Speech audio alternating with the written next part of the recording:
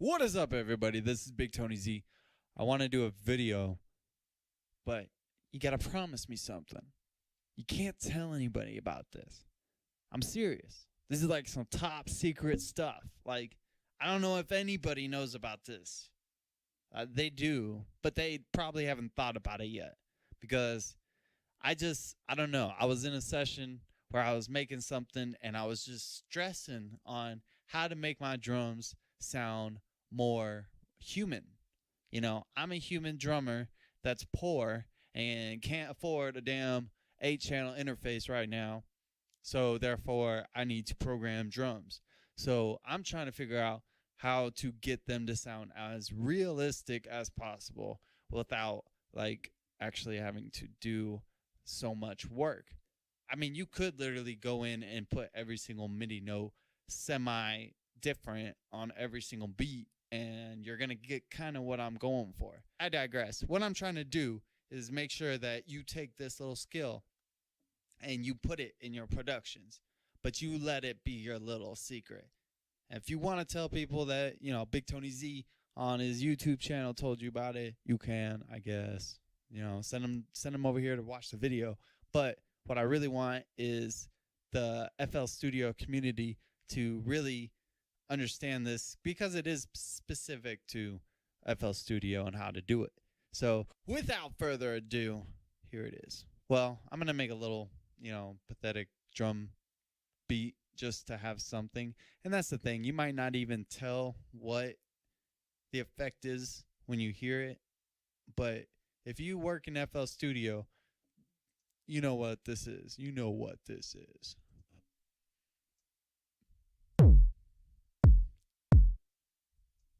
Again, I'm going to make this very, you know, I'm not going to put too much into this.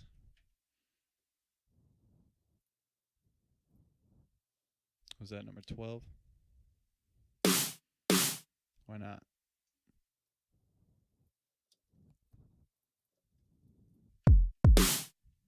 That's too fast. There we go. Get that hip hop feel.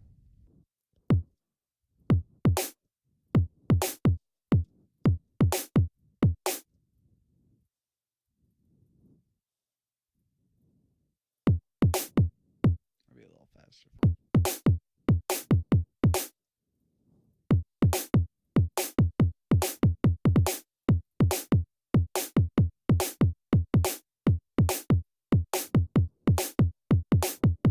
All right, so that's something very basic. I'm gonna grab in some hats too, because that's the hardest thing. You know, hats are very, you know, robotic. Tat tat tat tat tat tat. You know, it can get very, very hard to make that sound without going in and spending hours on moving MIDI notes. It can be very hard to do. We're just gonna go with 12. Make it real easy.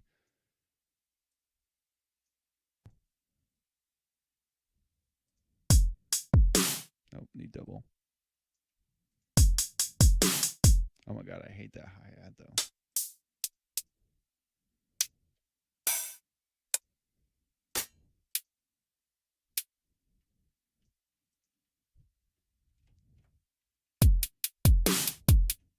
There we go.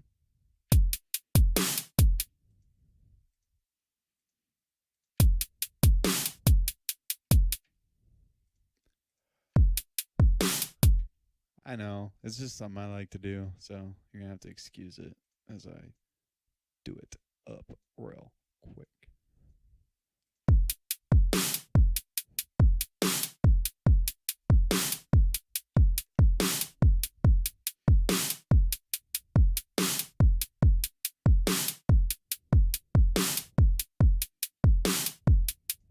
Sounds very robotic. Doesn't sound natural at all, right?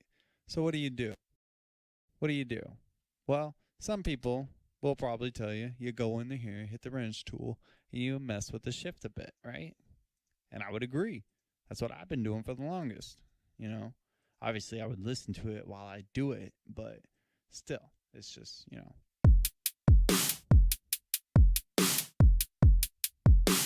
And you still can't tell anything because you got to have that on the metronome.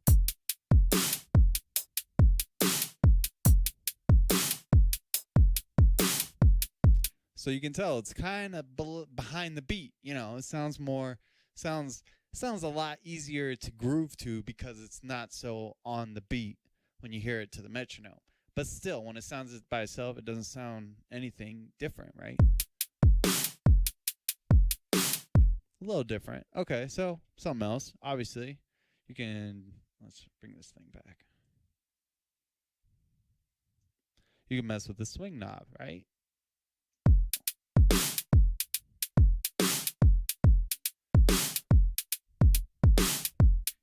All right. Well, that seems a little different. I mean, that's something everybody does, but that's still, doesn't. I mean, it's got a groove for sure now. It's got that triplet groove. All right. So let's try this. Okay. So we got that. But did you know about this? The swing knob? You can then, obviously, if you use that swing thing at all, then you probably do, because there might be something you don't want swinging. Like, I don't know, maybe the kick. Let's hear it.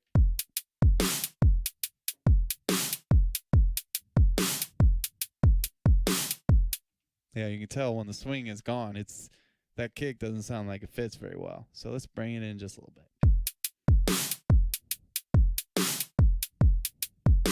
Actually, I liked it with the swing all the way up.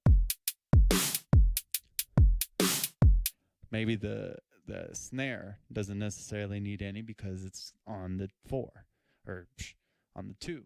1, 2, 4. So it's on 2 and 4. So it really doesn't need too much swing. So we could probably take that off, if not just, very little. Probably move that up just a little bit more too. Now that sounds pretty good.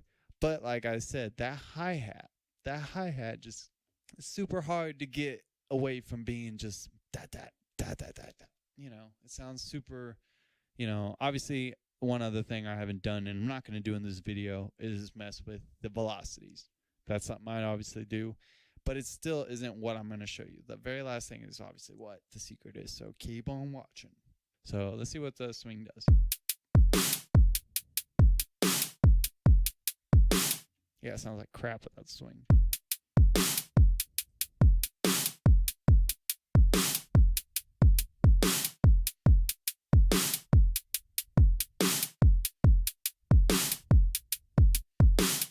I'm keeping the swing up. All right, so what is the big secret, Tony? What is it that makes it more human? Mistakes. Mistakes are what makes it human. How do you make mistakes? How do you make mistakes at random? That's the question. How do you do that? Well, I'm going to tell you, it's not so much making a mistake as it is, well, it is in my world because I'm a drummer, but it's that shift knob. Think about it. This is the hi-hat, right? Yeah. So we're on the hi-hat, and that's a perfect example. I'll probably just leave it on that. But here we are. Let me go to channel 5. That's where the hi-hat is. And I'm going to add this awesome tool that everybody in FL Studio should have. It's called the Fruity Peak controller.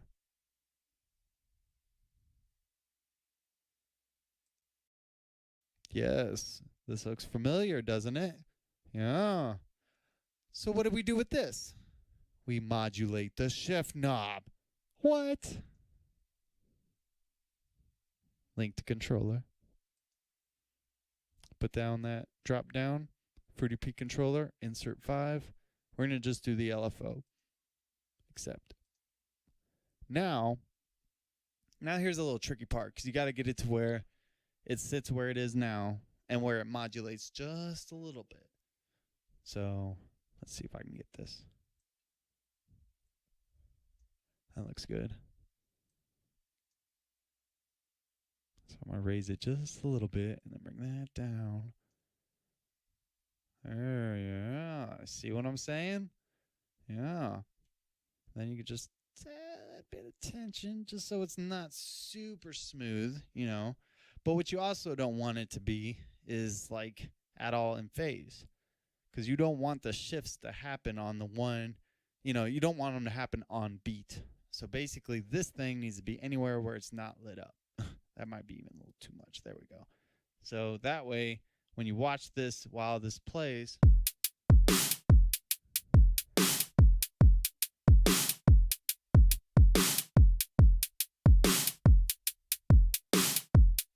See, I'm actually going to make it to where it goes up more. What I need to do is I need this to go up, and I need this to come down. Actually, I need to come up. Yeah, there we go. Yeah, because when it was getting down to like 0 shift, it was sounding too robotic at that point. So I need to raise this up a little bit more. That way it goes from being nicely spaced away to being more like a mistake, like it's way back. Like your ear might hit that. You might hit it differently.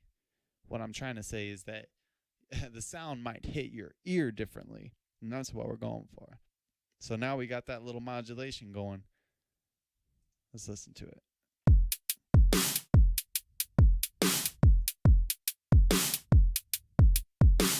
I feel like I need to move this up.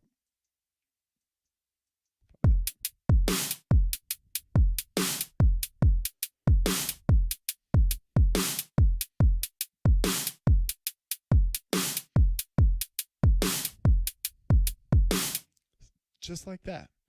Yeah, let's do it again. So it's nice to have it on the hi-hat because the hi-hat, is moving on off beats like that, like one E and so that's E and. So these are off beats. So most people that aren't drummers that would play that live wouldn't be right on the money. So you don't want your sounds to sound just right on the money because it's going to sound like a robot. Like a robot played it. So we're going to do it again. This time we're going to do it on channel 4, which is our snare. So, put it again, controller, Fruity Peak controller. And then we bring up this. We get the shift. I wonder if I can copy that and put it on here. I wonder if then it'll start right on the money. Because I had eyeballed the last one, which is alright, but I want to see what happens with that. So what we're going to do is we're going to link this to a controller. Just like before, this little grayed area is kind of what tells you what channel you're talking about. What Fruity, because I got 2 of them, and if you have a bunch of them, you're going to have a long list. Hopefully you label your insert tracks so you know what you're working on, but I know I'm looking at channel 4 or insert 4, so I'm going to just do LFO, accept, and there it is, see? And that actually worked, see? It didn't move it at all. So now I want it to go more behind the beat as it goes on, so I'm going to increase the volume. So now it's kind of going up and back down. And again, you don't want your phase to be in phase very much. And you can also mess with speed as well. That might be, yeah, let's go back. Well, let's hear what it sounds like.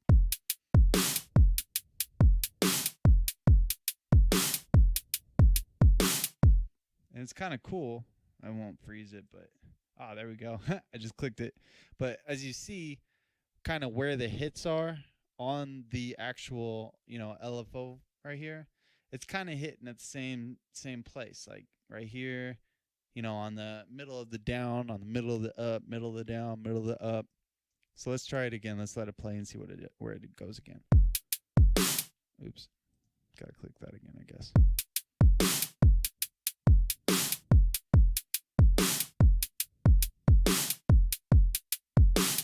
So that's technically not doing what we wanted to do because it's still hitting on the same areas. I mean, it's not the same in that 4-bar measure. Yeah, in the one measure of 4 beats, it's not hitting in the same place.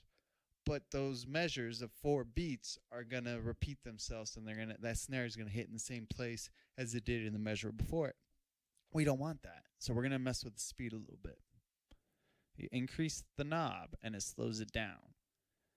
Now let's see. See, I don't know. That might be too slow. Let's go back a little bit. So let's try that. Oh, and we can do a little tension, too, because that'll help.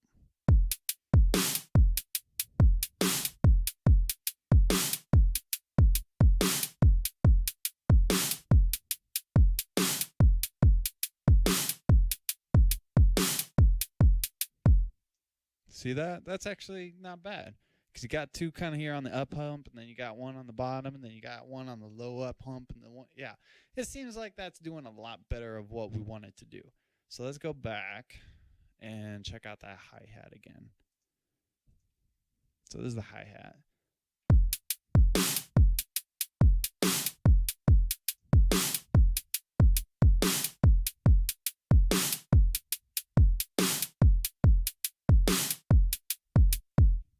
So let me hit that stop. We're getting the doubles, you know what I mean? We're getting that double on the bottom here. So we still got that kind of issue. So let's do this speed a little bit. Oops. Hit that again.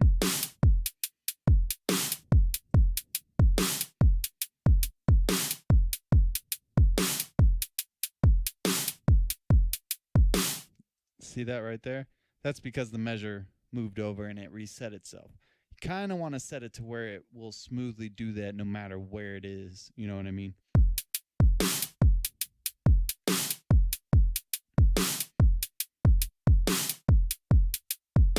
it kind of needs to go up. Try that.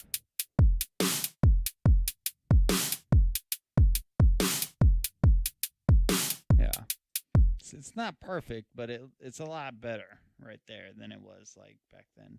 But you see how you got a lot more. See on this double here and that double there, that first hit is like on the bottom. I mean, it looks like the same too. So let's change up that a bit. Let's do it like right there. Probably because it's super fast.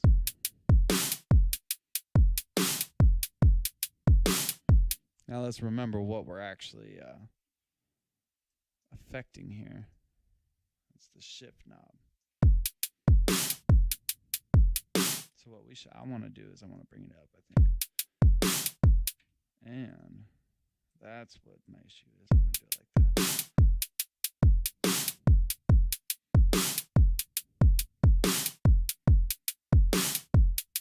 But we got a little issue there, so we'll move it like that.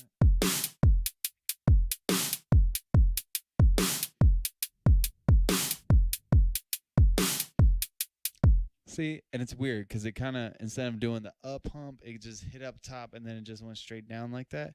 That might be even better. But this is what I wanted to show you.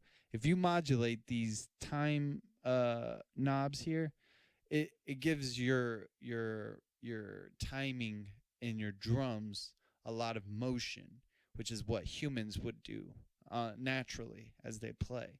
So that's my big secret.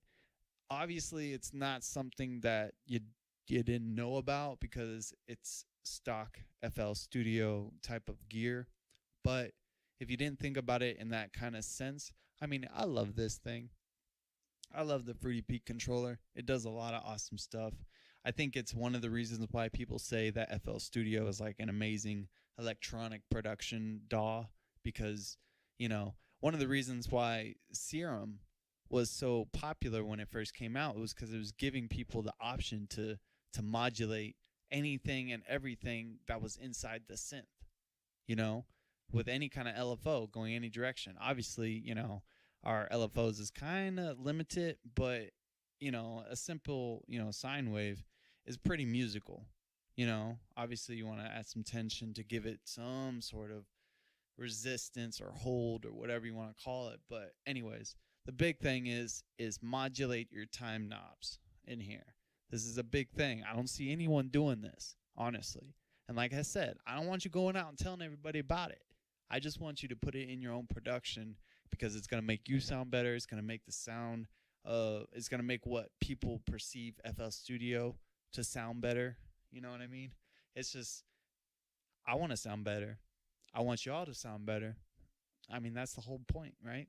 So thanks for watching. Hopefully, you know, give it a thumbs up if you plan on doing this on your future productions, and like and subscribe, all that good stuff. Well, I guess thumbs up is a like. I don't know. I just say this stuff because if I don't say it, I forget to say it. And then y'all don't have to subscribe because I didn't ask for it, right? So anyways, please subscribe and look for more videos. I'm out.